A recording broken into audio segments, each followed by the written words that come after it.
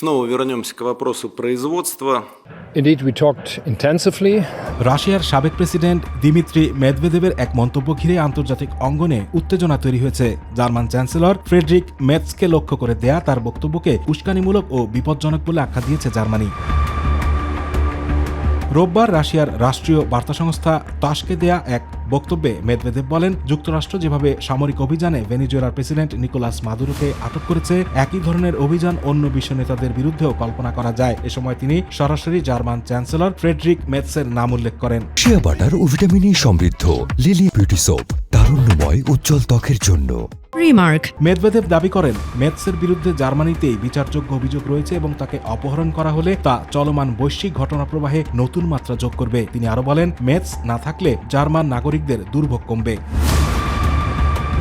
এই মন্তব্যের পর তীব্র প্রতিক্রিয়া জানায় বার্লিন। সোমবার এক সংবাদ ব্রিফিংয়ে জার্মান সরকারের মুখপাত্র সেবাস্টিয়ান হিলে বলেন, এ ধরনের বক্তব্য আন্তর্জাতিক রাজনীতিতে ভয়ঙ্কর দৃষ্টান্ত স্থাপন করতে পারে এবং ফেডারেল সরকার তা কঠোর ভাষায় নিন্দা জানাচ্ছে।